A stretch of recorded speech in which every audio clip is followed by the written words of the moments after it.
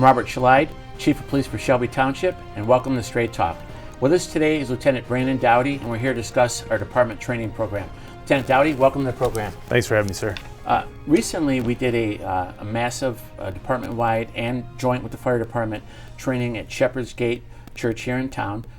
This was part of our rescue task force, and I think the fire department initiated the training, correct? Yes, sir. What was your involvement in the training, and how did you coordinate this with our entire department?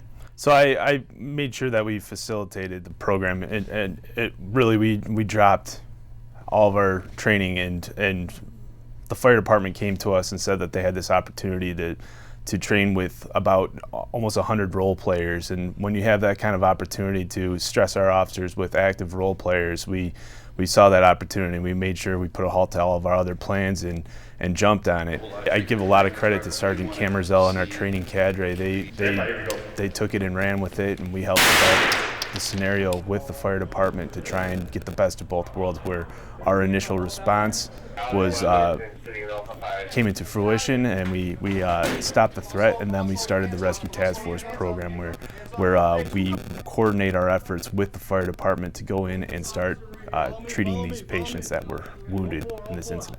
Yeah, our Rescue Task Force, we're partnered with our fire department. Several years ago, at different mass murders, mass events, horrible events, they recognized that the fire department and the police department weren't working together, and there was all kinds of communication problems, etc. And they've kind of helped work towards a better solution nationwide of starting these Rescue Task Force, where we have the fire officers and fire members work with our department. Why don't you tell us a little bit about that, how that works? And yeah, so the fire department, typically they're going to wait until we determine that the scene is safe, and we, unfortunately, in these situations, it's a chaotic scene, and we can't wait for us to have the complete certainty that this scene is safe. We have multiple sweeps that we do. We look for any additional threats. So at that same time, you have a lot of people that are injured, and we know that time saves lives. We need to make sure that we get our fire personnel in there as quickly as possible. So we take a unified approach on this, and we get in there with cover, and we make sure that they can safely triage these patients while in the warm zone, as they call it. What was your take on our officers' response that day, and what were your thoughts, and where's areas of improvement? What can we do better? Well, I mean, when you're managing chaos, you're never going to be satisfied. This is something that we can train 20, 30 years nonstop, and we've been training for a long time. And as a trainer, you're never going to be satisfied and say, like, all right, we're good, because there's always going to be room for improvement. We identified some deficiencies that we can improve on, and that's working in that unified approach with our fire department. We always want to streamline our efforts, and that's always difficult when you're trying to coordinate two different training schedules and make that work. But we're going to continue moving forward doing that. Another great takeaway that I saw is all of our officers went in. We have officers that came straight from the academy with no training with our internal cadre yet, and they're going in and they're taking care of business. They're making sure that they're finding work, and they're working together as a team and a team effort to make sure that they're saving lives. Yeah, and it was really great to see. I loved it. We have new challenges now. We have so many new police officers we've hired over the last few years. But the challenge right now, we have to make sure our officers who drive around alone in the car are prepared for single-man entry. We've kind of given you a purpose and a goal to get everybody trained by Labor Day in single-man entry. Why don't you talk about the challenges you're facing with that and the importance of the goal that's been set for you? You know, it's always difficult with how jam-packed our training schedule is to deal with these directives that you push out, but I think it's very easy for us to facilitate this because myself and Sergeant Camerzell, we believe in it, and we know that it's important training for our people to understand that they have the power to go in there and potentially save lives. It's one of those things where you have to be flexible and just take advantage of the time and opportunity. And fortunately, I have Sergeant Camerzell and one of our senior trainers, Paul Fox, who they are fantastic to work with, and they take it and run. Yeah, I agree with you. They're both outstanding. They care, and they're highly skilled. And when you have people that care and are highly skilled, the results are usually fantastic. Right. A few years ago, after one of the mass shootings, mass murders, I call them, they're not shootings, they're They're terrible murderers. These are murderers doing this. Yes. One of the local law enforcement leaders of a large agency had put up on social media that his members will go in, they will not hesitate, etc., blah, blah, blah. And my attitude is, yeah, I want our guys to go in. I expect them to go in, but we have to train them. We just can't, think that, some 24-year-old kid's going to run into a situation where there's, automatic gunfire, not automatic, but semi-automatic gunfire, ringing out, which is a terrifying sound if you've never heard it before or faced that. I mean, let's face it, and you and I chuckle about this, a lot of our police officers have probably never even been in a fist fight before. And to send them in, expect them to go run into a gunfight, yeah, we took an oath to do this, but we have to train them and make sure that they understand what their training expects them to do and go in towards a threat. And I think we all agree that I don't just make a statement that, yeah, all our officers are going to go rushing in unless we train them. Are you of that same mindset? Or Shepherd's Gate was a prime opportunity to build confidence. There's a lot of value when it comes to stress inoculation training. When you're stressing these people and putting them in a controlled environment where they can train and still have a lot of confidence coming back, that's how you can get past the people who haven't really had that life experience of fighting fist to fist with someone or being stressed to that level. And we definitely saw that. A lot of people were stressed, but they fought through that stress and they worked the problem. They knew that they swore an oath to protect these people, and they were out there doing what we expected them to do. I hate to say this, and I don't want to sound like a tough guy, but you should not be in this profession. You should have nothing to do with this profession at all if you're not going to go in and try to protect lives. That's our number one goal in the law enforcement code of ethics, is to safeguard lives, Right. Period. Brandon, one of our pillars that we take great pride in is preparedness. And we do, in everything we do, we try to make sure our officers are prepared, whether it be the equipment we give them, the training we give them, the type of quality of people we're hiring to put out on our streets. Tell us about a few things we've done that you're impressed with and you think are really adding value to our department. Well, I think we're one of the first departments to have upgraded, we call them space guns, the SIG P320 that has a red dot sight, which makes you shoot a lot more accurate from further distances. That's as our primary weapon. But another thing that I think still doesn't, I don't know of any other departments that do it, is we issue backup firearms to our officers so they can carry while they're off duty too. And they still qualify on an annual basis, but they're always prepared, even when they're not when they're not working.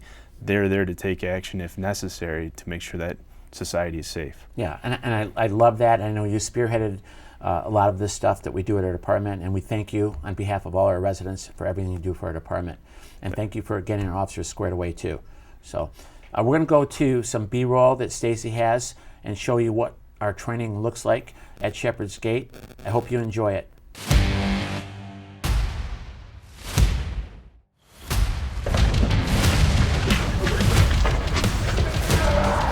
So today we're training with our fire department and some role players from multiple EMT schools that volunteered their time to come help with our scenario. Pretty much we are sharing notes, and our fire department's been training Rescue Task Force for an extended period of time, and we have been training for active shooter response for an extended period of time. But combining our techniques together and working together is something that we both identified as something that we want to work more on a unified level. So this is a prime opportunity for us to do that. Huge is working with the police department, where I think we have such a wonderful relationship with them, with all the different things that we do together. Having everybody involved and on the same page, knowing what's going to happen, what's not going to happen. Today was the first shot, but it was incredible to see everyone working together. But we just have to continue this over and over and over again with the hopes it never happens here. Training like this is so important because it is a chaotic scene always. It's always going to be something that is very difficult to respond to and have it where it's a linear response. So if we can combine our efforts and make it where something is a lot more streamlined, it can potentially save a life down the road.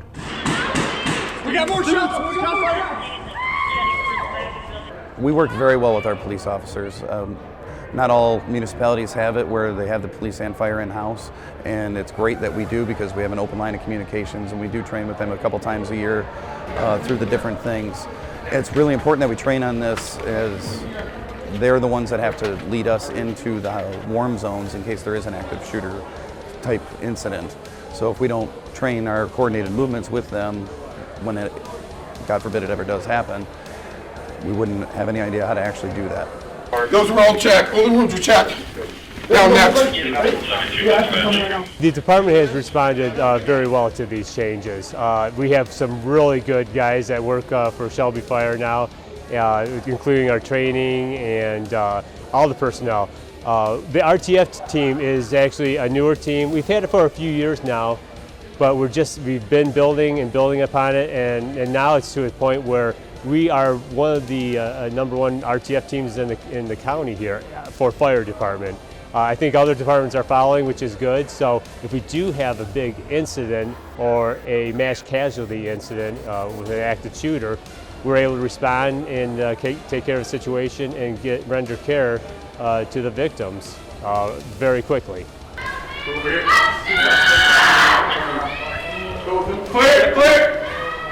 It's very important that we get on scene and get in the building quickly. They learned, unfortunately Columbine kind of started all this, that they didn't let fire and EMS in the building, and some of those kids died afterward, or waiting for guys to get in there. So the ability for us to get in very quickly and stop the bleed is critical. We got to get in there and get the tourniquets on and get them out to the hospitals as quickly as we can. Blue coming out. Blue coming out. Blue coming out. I think there's always takeaways in these incidents, and we have opportunities to really build and continue to grow as a first responder team. We're all a team of both fire and police, and we want to make sure that we're fine-tuning our response so that we can potentially save lives. Hey, we got 3 coming out. 3 coming out. 3 coming out. Training like this is so important because you have to be prepared for everything in today's world. We always thought it would happen in another community, and it hit really close to home in Oxford. We heard about it coming in through some of the back channels. Hey, this is coming in, and it's like, what if it hits in Shelby? We have so many schools here, so many kids, and so many large buildings and so much traffic. You don't know, and you have to prepare for everything. It's incredibly scary. Our police department strives for professionalism, and one of our 4 pillars is preparedness, and one of our other pillars is teamwork. We work very well together, but we have to continue to work with our fire department and build on that relationship so we can have a more unified response to these situations. Having that unified response and streamlining our efforts will potentially save lives. Believe me, this is none of the stuff we train for we ever want to see happen, but this one I think is tops among those. Nobody wants to see this, but because it is what it is nowadays and the culture that we live in, the guys are very receptive to this type of training, and we have quite a few of them that have gone above and beyond what we train the whole department to, and are actually part of the RTF team, more specialized in it. And leadership has been great, the chief's been great, township officials have been behind us. It's been a big buy-in from everybody, from the top all the way down to the lowest guy.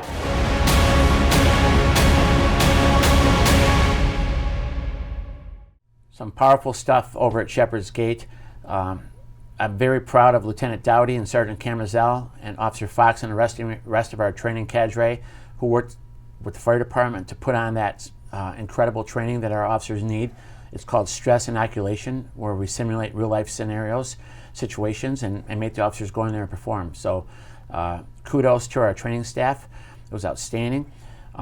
Now we're going to talk about our SRO program, School Resource Officer, that we have up at Utica High and Utica Eisenhower. And with us now is Captain Patrick Barnard. Captain Barnard, thank you for coming on the program. Oh, thank you. Appreciate it. Our SROs, we didn't have SROs when I became the chief here. They had officers loosely assigned up to the schools, and I looked into it a little bit, and we weren't being compensated by the schools. The national model, the Michigan model, the Southeast Michigan model is where the schools pay for half the officer's salary and benefits, and then we supply an officer for them for all their events, every day, and they didn't have that. And when I inquired with the then administration, I got great pushback, and they had no interest in having any SROs. How did our SRO program, how did it become born, and what's the state of the program now?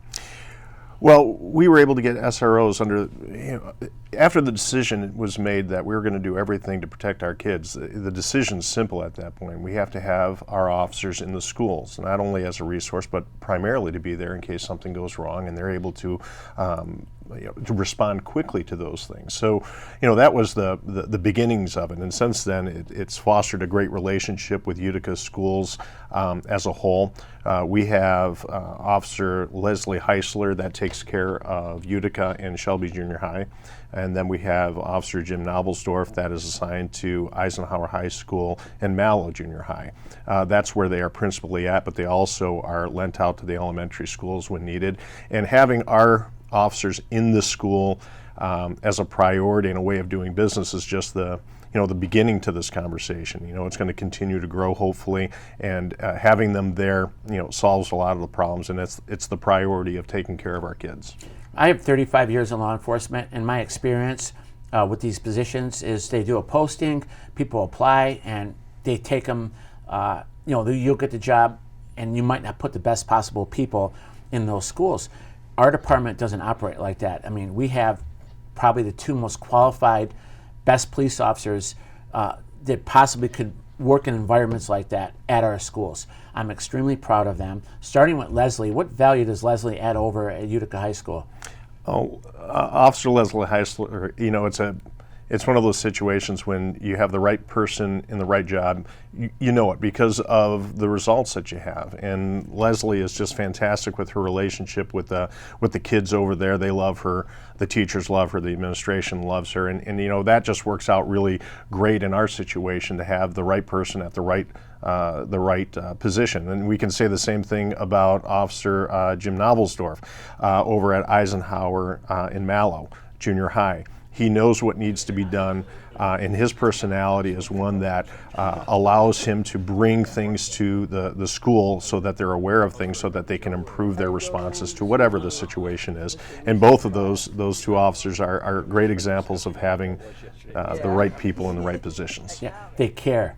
Yeah, they do. Yeah, and it's easy to see that. You see Officer HEISLER continually in photographs with the kids and welcoming the kids and being a resource to the school, and it's great to see because she loves it as well. I mean, she cares about it. It's a great position for her, and because of that, when people are naturally in a position that they really enjoy, we benefit from it. They're doing their jobs and they're cultivating the relationship, and it just so happens when you have the right people and the right job. You know it because the results are there, and we see that daily. Parents nationwide are terrified. Kids are scared. Teachers are scared. How important it is for us to have presence up in those schools? Well, I think we're seeing, especially in the last month with all that's gone on and the tragedy in Texas, that the way to safeguard our kids, the answer, the priority, the thing that makes everything clear is having police in the schools in a great way, in a proactive way, because that's really the thing that needs to happen if we're really going to solve this problem. If we're going to do everything, you want to be able to say at the end of the day that you've done absolutely everything to protect our children, and that's the way it needs to be done. That's the answer, and we're taking steps towards that always. It always fosters conversation. These tragedies, although they're horrific and terrible, it fosters conversations towards improving a response, improving a situation, improving how we can prioritize the safety of our kids, and we'll always be entertaining of those situations and taking steps to make sure that we're doing all we can. Stacy has some great footage from Utica High School with Officer Leslie HEISLER. Let's take a look. Alex! How are you, my brother? Yeah, I miss you. I know. This job of a school resource officer really is exactly what it says. It's an officer in the school that serves as a resource, both for the school and for the kids and their parents. The Shelby Township Police Department works in coordination with Utica Community Schools in an ongoing partnership designed to keep our schools safe.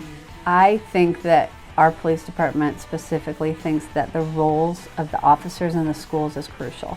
And I think Chief SHELIDE has said this since the beginning, when he initially threw his support behind the DARE program and then has built the school resource program and now the team program.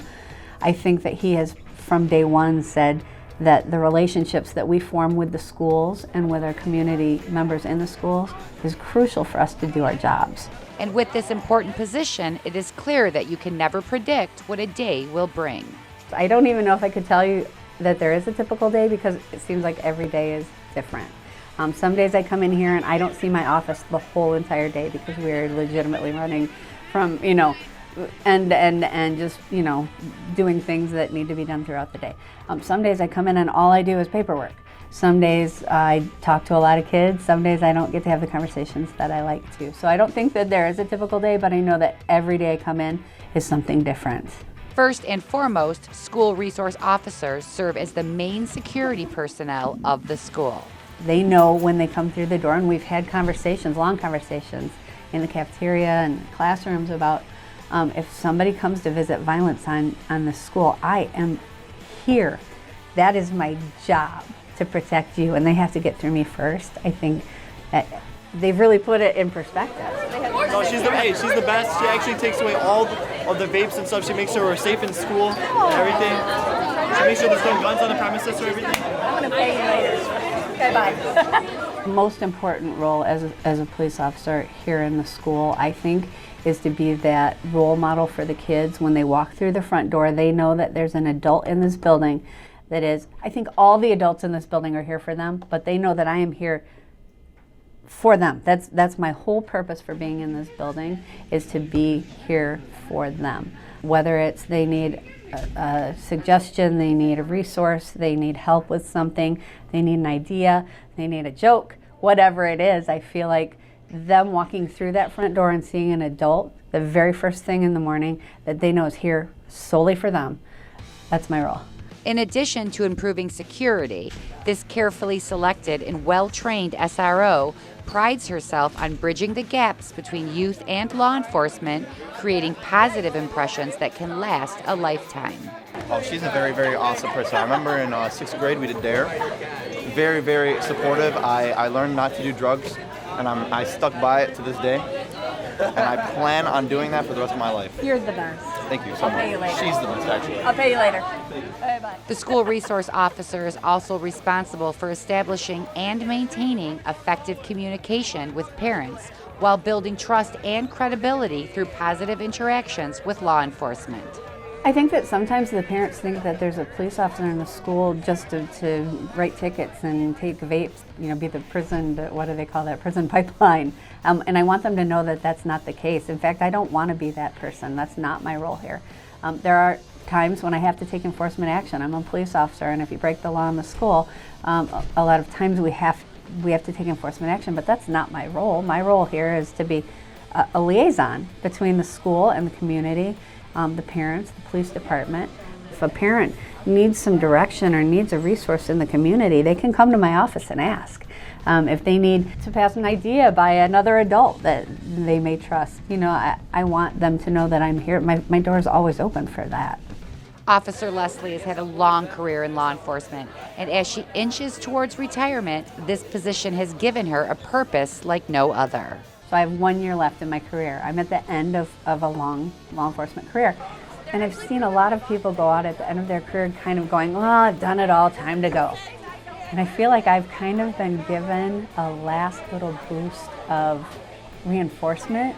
And in my last 2 years of my job, I'm having more fun than I've had in a long time. And it's really it's remotivated me. It's re-solidified my commitment to not only this job, but to this community, because it's such a great spot to be in. I feel so blessed to have been able to get this opportunity to spend my last couple of years at the department doing something that I think is so important.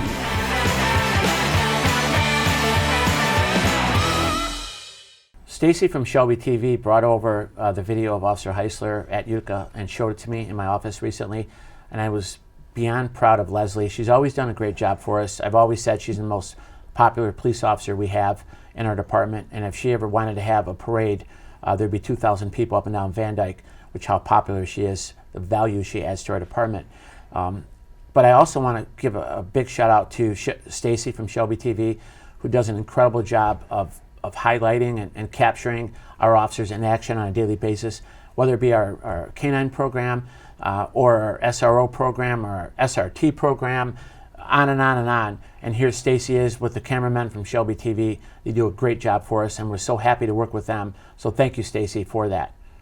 I'm excited to announce to our Utica Community Schools community that both Officer Heisler and Noblesdorf will be back at their respective high schools in the fall, right where we need them. And we've had preliminary discussions with the superintendent about adding SROs to our junior highs. How important do you think this would be? It's very important. It's what's going to happen moving forward with not just our school system. Across the country, you will see most likely an increase in the numbers of school resource officers for all the right reasons. I mean, because it's, again, driven by the priority of taking care and safeguarding our children. That's what needs to happen. We're talking about it all the time, and yeah, we're gonna get SROs into the other schools as well. Since the last tragedy, we've been in constant discussion of how we can be better, serve our community better, serve the schools better. We're extremely challenged is that we have 14 schools in Shelby Township to safeguard. Talk about the challenges with the 14 schools and our limited staff. Well, that's exactly it. I mean, we all will willingly say that we have to do something for our schools. There's always going to be, the difficult discussion of manpower and allocation of manpower against the other responsibilities of a police department. But in that, the good part is it fosters these conversations towards solving these problems, and it not just us thinking about it. I mean, we even opened it up to the rest of the people in our building, our patrol staff, our sergeants, lieutenants, asking for input, trying to solve these issues with out-of-the-box thinking. We want people's opinions on this, and we got a lot of great responses that just, again, allows communication towards maybe solving these problems. So we'll continually look at it. We've got the summer that we're going to go through and make decisions to better protect our schools. And it will happen. We will figure this out, and we'll have more discussions on it. We recently formed a school safety committee where we picked some of our best minds, trying to come up with every possible solution. We're going to be meeting regularly, periodically. How do you think that's going to help?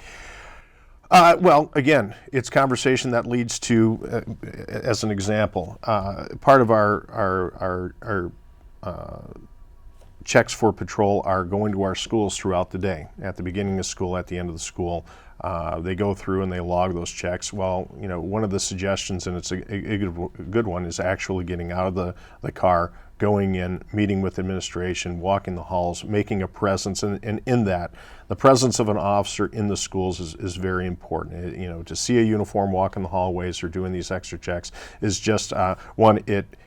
We have already had comments in the last 2 weeks, because we're doing this right now in light of the tragedy in Texas, of the security that the kids feel. The parents have commented on it, the school staff has commented on it, and there's a purpose to it. So we're going to continue with that, and we're going to have these meetings through the summer so that we can come up with a constructive plan so we can best protect our schools and our kids. I look at you, and you and I talk, and I can see the stress and concern in your face when we talk about this topic, and you have some very strong opinions. We can't do this by ourselves. We need help. Do you agree with that? I do agree with it, and it's somewhat frustrating, because I think that at the end of the conversation, people know what needs to happen, and selfishly we have the opinions of solving the problems, and I believe we know what the answer is, and it's getting armed police officers in the school with the objective of protecting our kids full time. Now, how that's set up, we can talk about it all day long, but that is the priority. And when you are able to identify the priority, making the decisions becomes easier. But we have to do it, and we are working towards that in communication with our department, our schools, and taking steps towards that. So we'll keep working at that. We're getting a little bit of encouraging news towards that, and we will be talking about it all summer long. We appreciate everything you're doing for our community and our police department. Thank you for coming on the show. I appreciate it. Thank you. You've been watching Straight Talk. We'll see you next month.